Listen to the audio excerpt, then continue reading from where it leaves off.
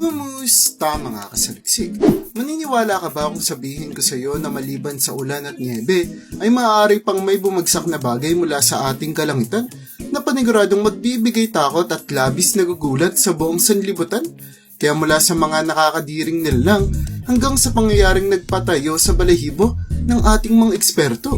ay ito ang 10 kakaibang bagay na bumagsak mula sa langit. At kung handa ka ng malaman ng mga ito ay simulan na natin.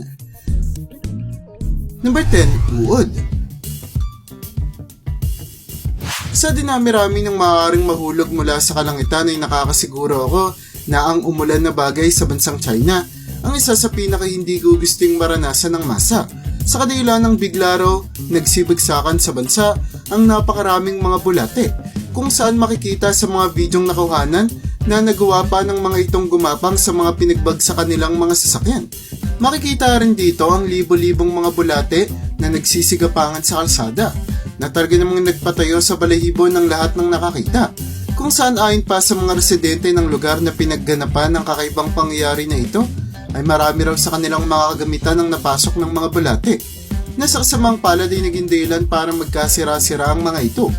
Ayon sa mga ekspertong nag-imbestiga sa pangyayaring ito, ay maaaring isa raw buhawi o bagyo ang may rason sa pag-ulan ng bulate mula sa kalangitan ng bansang China, kung saan posibleng nadala raw ng malakas na hangin ang mga maliliit na uod na kalaunan ay siyang nagdulot para magkalat ito sa lugar. Number 9, pag-ulan ng dugo.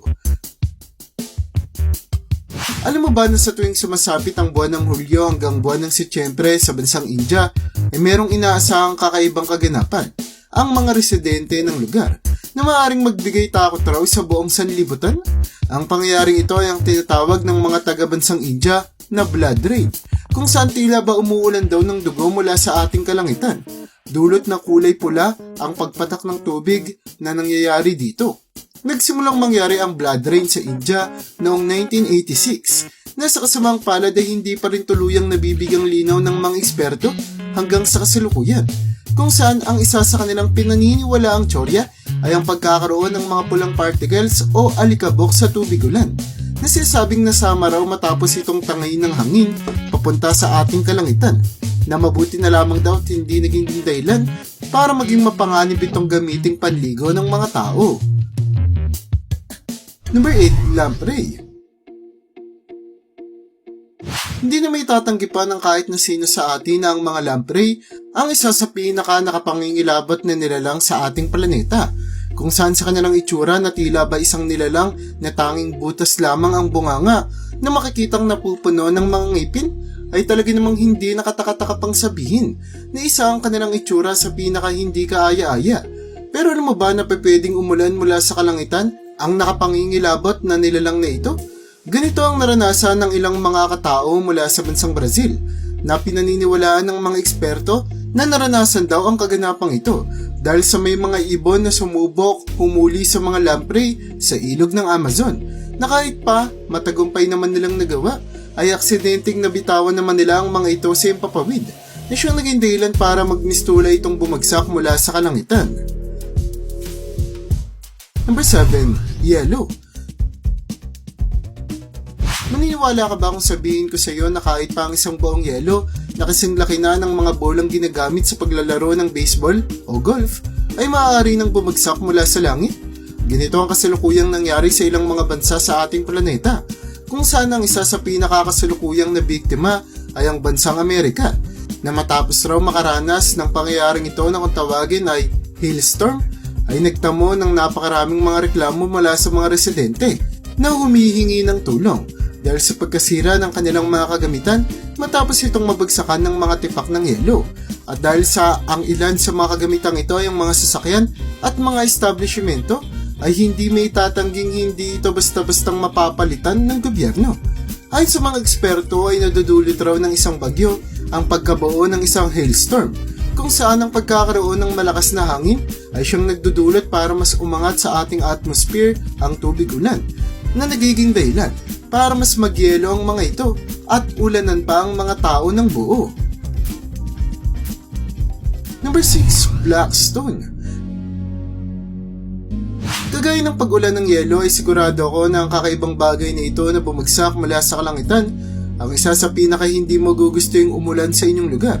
kung saan ang bagay na ito ay ang itim na maliliit na bato na sa unang tingin ay hindi makakalain na maaaring magdulot ng peligro. Pero dapat mong malaman na madali lamang naiipon ng mga ito sa mga bagay na kanilang pinagbabagsakan. Nakalaunan ay mapipipi dahil sa mabigat na timbang ng naipong mga bato. Ang mga maliliit na itim na batong ito ay nagmumula sa pagsabog ng isang bulkan, kung saan ang isa raw sa pinakamaayos na nakuhanan patungkol sa pangyayaring ito ay ang naganap sa bansang Italy noong sumabog ang bulkang Etna, kung saan makikita ang hindi mabilang na mga maliliit na batong bigla na lamang nagbabagsakan,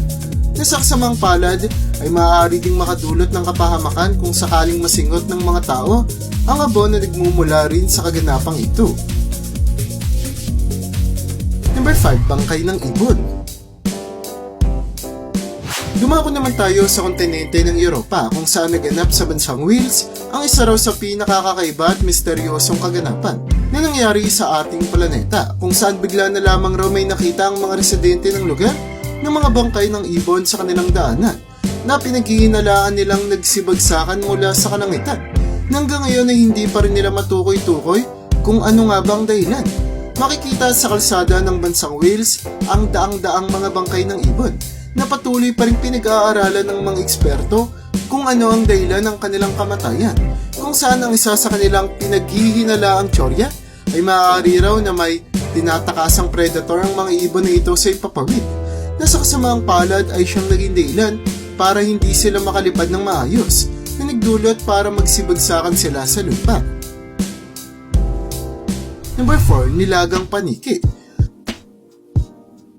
Huwag muna tayong umalis sa bansang Wales dulot na maliban sa mga ibon ay meron ding isa pang klase ng hayop ang bigla na lamang nagsibagsakan sa lugar na ito, at ito ay ang mga paniki, na ayon sa mga ekspertong sumuri sa kanila ay dahil raw ito sa init ng panahon, kung saan tila ba nalaga na ang loob ng katawan ng hayop dulot ng sobrang pag-init ng kanilang dugo, na talaga namang nagpapakita lamang ng hindi lamang tayong mga tao ang naapektuhan ng ating mga aksyon, kundi pati na rin ang mga hayop sa ating kapaligiran. Tinatayang lampas 200 paniki ang namatay noong araw na iyon sa bansang Wales, na hindi may tatangging masusundan pa raw sa mga susunod na araw o buwan kung sakaling hindi tuluyang lumamig ang panahon at matigil na ang ating mga aksyon, na nakakatulong sa lalong pagtaas ng temperatura ng ating planeta. Number 3, ginto. Sa dinami-rami ng maaaring umulan mula sa ating kalangitan ay paniguradong ang naganap na ito sa bansang Russia ang isa sa pinakagugusting maranasan ng kahit na sinong tao sa ating planeta, sa kadahilan ng nagsibagsakan lang naman sa lugar ang napakaraming mga bloke ng ginto na sinasabing nagmula raw sa isang eroplano na aksidenteng nabuksan ang pintuan na nagdulot para tila ba umulan ng ginto mula sa kalangitan. Sa daladalang halos 400 milyong dolyar na ginto ng eroplanong ito ay halos kalahati raw ang bumagsak sa lupa, na ayon sa gobyerno ng bansa ay agad naman daw nilang nakuha. Ngunit may ilang mga nagsasabi na maaaring tinatago ng mga otoridad ang impormasyon na may ilang mga bloke silang nawawala na posibleng napulot raw ng mga taong senwerteng nakakita at hindi na binalik kahit pa nilabas na ito sa balita. Number 2, misteryosong slime. Ang isa pang kakaibang bagay na sinasabing nagsibagsakan raw mula sa kalangitan sa bansang Russia ay ang misteryosong slime na ito, na hindi matukoy-tukoy ng kahit na sino kung ano, kung saan matapos itong pag-aralan ng mga eksperto ay napag-alaman nila na unfertilized egg daw ng mga palaka ang transparent na slime na ito, na nabuo matapos silang makuha mula pa sa loob ng katawan ng babaeng palaka, na pinaghihinalaan nilang posibleng nahuli at kinain raw ng mga ibon na nagawang buksan ang kanyang sinapupunan. Dahil rito ay mainam na pinayuhan ng otoridad ng mga residente ng lugar na huwag basta-bastang hawakan ng mga slime na ito, sa takot na may dala-dala itong mga bakterya na posibleng makapagdulot pa ng peligro sa mga humahawak sa kanyang tao.